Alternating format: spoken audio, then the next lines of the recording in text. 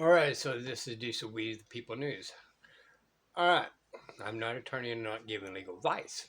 Okay, so do not take it as such. However, I just never look straight forward. I always look around me to be able to protect myself by any means necessary. So we seen this on my couple videos back, and I pointed on to it, this right here, that he called out on his paperwork. Now, again, you're not going to get the full understanding. You got to read the case slowly, people, slowly, all right, and detect and pick the words carefully to understand what it means. Okay, because we go with the trickery words that attorneys and judges like to use against us, right? But this is not per se the case itself, but somebody else's opinion on the said matter of the case. But it kind of gives a good take on it. So they did a pretty good job. The rest of it you had to dig in there for yourself because this video's hearsay, I'm hearsay, and you got to read the literature yourself to be factual and make up your own conclusions of this, okay? So this is by Noble El, E-L, so Nobel, then capital E-L. Okay, I think it's an L. It may be an I. Anyway, let's go ahead and proceed forward on this. But it's one of the other videos, but I didn't actually do a separate video on this. This is a really key component, important case. It's called Trinsey versus Pagliaro. It is a violation of the 11th Amendment for a foreign citizen to invoke the judicial power of the state. Article X1, I can't remember what that Roman numeral is. Anyway, the judicial power of the United States shall not be construed to extend to any suit in law or equity commenced or prosecuting against one of the United States by citizens of another state or by citizens or subjects of any foreign state. U.S. citizens, in quotations, parentheses, federal citizens, all capital letters, are foreign to the several states, are subjects to the federal United States, state of New Columbia, District of Columbia. U.S. citizens, federal citizens, are foreign to the several states and subjects to the federal United States, state of New Columbia, District of Columbia. Attorneys are considered foreign agents under the Foreign Agents Registration Act, FARA. Okay, now I did previous videos before I even seen this video, right? The Foreign Registration Act of 1938. All right, check out a while back on some of my videos, right? Everybody has to sign this, and they're not doing it. One of Donald Trump's lawyers got fired or got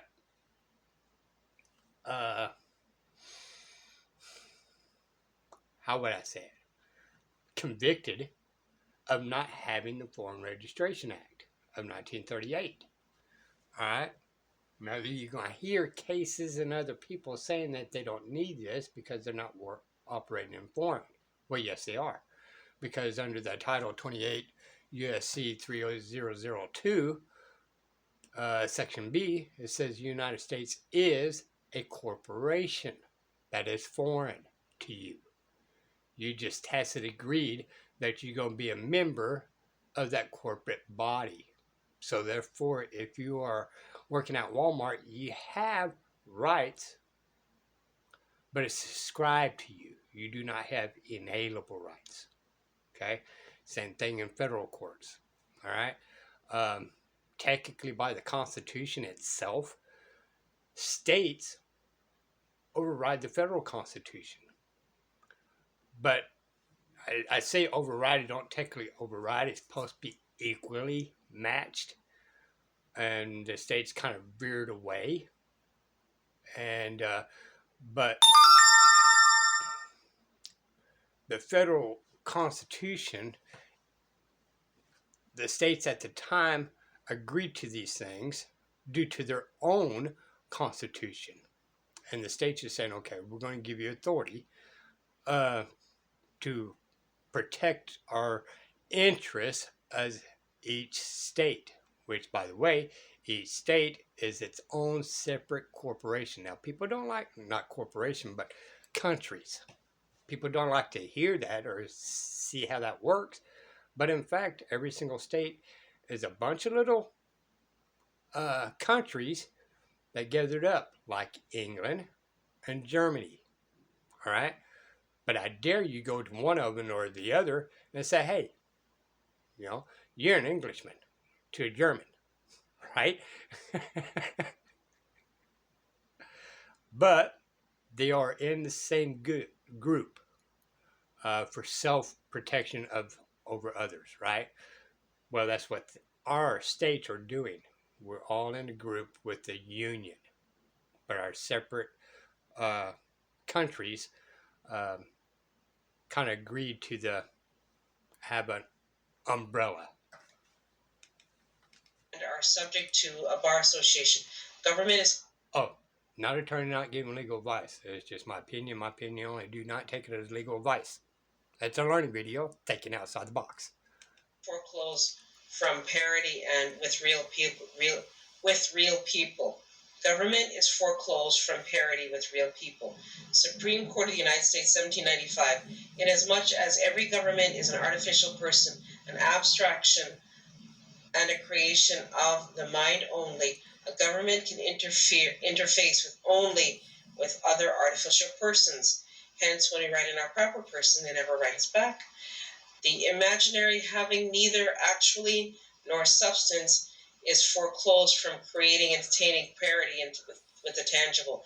The legal manifestation of this is that no government, as well as any law, agency, aspect, court, etc., can concern itself with anything other than corporate artificial persons and the contracts between them. S. C. R. 1795, Penhallow versus Dones, DOANE apostrophe S, administrators, 3 U.S. 54-1, LED 57, 3 Dal 54. Supreme Court of the United States, 1795, and an attorney for the plaintiff cannot admit evidence into the court. He is either an attorney or a witness. Trinsey versus Pagliaro, D.C., PA, 1964, 229 F. Supreme 647. Subject, Trinsey versus Okay, we're going to pause there again, right? Enhances. Okay, you heard me talk about going into cases as a man, not a person, right? I'm staying out of the standing as a person. Okay, and to this day, that's what they're using. If you look up the legal definition of person, it's umbrellaed. Okay, they say individuals, they say this and trusts and corporations and all that kind of stuff, right? But what we get tricked into is the individual parts. Okay, the individual itself is, in short, Walmart employees. Okay, Walmart employees is an umbrella of a person. Okay, now when they say individual, what they are talking about is the cashier separate from the management. Okay, that's where the individual comes in. They're not talking about me and you. No, they're not talking about we the people. They're not talking about men and women. All right, they're talking about the corporate person individual. All right, natural person. Well, under the American jurisprudence, natural person. Okay, so think about this. Natural person is rights subscribed to them. Okay, so even in the case of Walmart again, right? The clerk or the cashier, right, has rights, obligations, and duties in a particular setting, right? Management has other rights. So the management uh, has got authority over the clerk because it has rights of natural rights or natural person that was scribed to them, right? So the management had um, rights to boss the clerk. Same thing with sheriff's department. Same thing with your county officials. Same thing as this. Same thing as that. It's all within the guidelines. So we got to be careful with the words we speak of and keep us out of bondage. All right. So even a lot of people says, "Well, I'm a natural person." No, you may be a natural man. You may be a natural woman, but you're not a natural person unless you're working for a corporate body, whether it's government, wink, wink, called, or Walmart, or Joe's Barbecue Shack, right? They have natural rights subscribed to that from that business. They just don't let you know this. Trickery of words again, people. We got to be real careful about the trickery of words. Error 229 F Supreme 647. When you read it, you will find that it is the case cited for the Federal Rules of Civil Procedures 12B 6. Now, while what it says at 12B6 is good, notice how I've highlighted some of these items from their actual decision. It goes much further than 12B does and should also keep in mind the two maxims in law that are opposite sides of the same court. Truth is expressed in the form of an affidavit. An unrebutted affidavit stands as truth in the matter. I just want to interject here and say that one of the things I know about this. I want to interject too, right? We just talked about this on a couple videos back, right? You always got to rebut, okay? But we go back with what they said a couple of videos ago, right? How many attorneys do you know that's actually filling out an affidavit under penalty and perjury, people? They're bypassing it. So when you actually going in there hoping for due process, you're not getting it because these attorneys are not doing affidavits under penalty and perjury. Judges ain't either. I'm going to hold you in contempt of court. Great, judge. Is that a civil or criminal? If it's civil, I may go ahead and consider I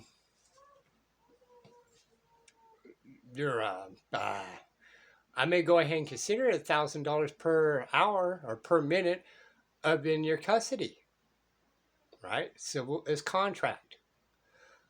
If it's criminal, great, judge. You need to sign an affidavit under penalty of perjury and hand it to another judge. Okay? Because that judge cannot be judge, jury, and executioner. People, we're getting so far out of reign. All these attorneys let these judges keep running amok. You got the officer in the court letting that judge violate your right to process, your right to due process, people. All right?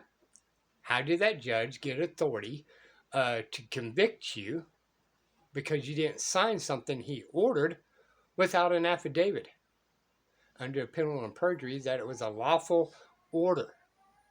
So think about these. We got to put these 1 and 1 plus 2. 1 and 1 equals 2. You know, we got to figure out these trickery of words. Particular case is that do not bear false witness. So in other words, when the judges and lawyers and officers or whoever try to take a stand and say you did this or you're speeding, whatever, unless they were in the auto or in your house or wherever when the incident occurred. Now, this is not for... Right? First-hand knowledge. Okay? First-hand knowledge. The city of. Well, I need to speak of the city of Houston. They're making a claim against me. Okay? Where's this affidavit under penalty and perjury that I injured the city of? Who's this Mr. and Mrs. City of? I have a right to face my accuser under the 6th Amendment. Right? I'm just saying, that the tricks they're pulling on us, y'all, is ridiculous. And it takes an act of Congress to fight these things in court because either even the judges or the attorneys are dumbed down, but we are definitely dumbed down. And this is the reason why some of these people are actually studying the law themselves and try to get the system or due process back in order. People who are negative, people who are doing things they're not supposed to do, who are unlawful, you're going to get burned. Either way, there's karma. This is for people who are upstanding, who are trying to get out of situations that are tickets and other fraudulent matters. This is for, they can use it there. And the actual attorneys and now, I do agree with part of what she just said, but I don't fully agree, right? Because even if you're blank, blank criminal, they're actually using trickery of words. Where's still the affidavit? So even criminals has a right to due process. But where's that affidavit? Under penalty of perjury, y'all. So even then, he is supposed to be innocent until proven guilty beyond a reasonable doubt, but no attorneys to sign an affidavit. All right? This enhances the call-ins that cops, come and investigate because a person or a man or woman made a call somebody who was suspicious, right? Well, who's the man or woman making the claim? Who's the witness in this case? Okay? You don't get just to call in and say whatever you want to say and not deal with consequences. By gosh, if I'm doing something wrong and you're going to call the cops out there, well, then you need to sign an affidavit under penalty of perjury that I have done something wrong. You don't get to just call in and hide behind closed doors, which, by the way, CPS is no longer allowed to do that. They're still going to find loopholes, but in the state of Texas, CPS is keeping records of people calling in because there's been so much of call in out of retaliation, right? And there we go again. People are calling in out of retaliation, and there's no remedy because no witness or man and woman making a claim is signing an affidavit under penalty of perjury. Sorry, stretched out. And all those people doing business as know who you are before you enter the courtroom. Okay, so anyways, it's just basically saying do not bear false witness. I'm going to post this on the Patreon. It goes a little bit more into detail. Now, it also says this applies both to with federal rules of evidence and state rules of evidence. There must be a competent first-hand witness, a body. There has to be a real person making the complaint and bringing evidence before the court. Corporations are paper and cannot testify. Hence, all those citations are done by the District of Columbia. People don't know that the United States Corporation. Right? A real man or woman, not Mr. or Mrs. Houston. They got to stand before the courts and making these claims. The trickery word, y'all. It's got to be a man or woman. Whether you're in Canada, Jamaica, wherever you are, that's the real party of interest. The question is, where are they in the courtroom? They cannot appear because they're a corporation. A corporation is a dead entity. Dead entity and a real flesh and blood living people cannot be standing in the same space together, citing a particular matter because of the fact the real living flesh and blood people matter. It's a republic, right? We have the last say. Corporations are dead entities. 14th Amendment status stuff applies here. So just go and look into this further. Do your own research. Do not take my word for it. But this is an excellent case to cite when you're doing your affidavits and your writs. This is a really good one. Trinsey versus Pagliaro. Statements of counsel in brief or an argument are not in fact before the court and are therefore insufficient for a motion to dismiss for summary judgment. Pro, per, and pro se litigants should therefore always remember that the majority of the time the motion is to dismiss a case is only argued by the opposing attorney who is not allowed to testify on the facts of the case. The motion to dismiss is never argued by the real party in interest. Like, share, subscribe to me on Patreon. Have a great day. Yeah, because that would be what? It's called hearsay. That attorney over there is operating in hearsay, people, as well as the judge. Now, he's supposed to be on bias, but he's taking your case that you was there and you have facts against an attorney that was not there, and it's operating in hearsay. How did he become a witness I was speeding? And yet he's saying I must pay a fine for speeding that when he was never there, or she, right? All right, this will be the People News. Bye, y'all.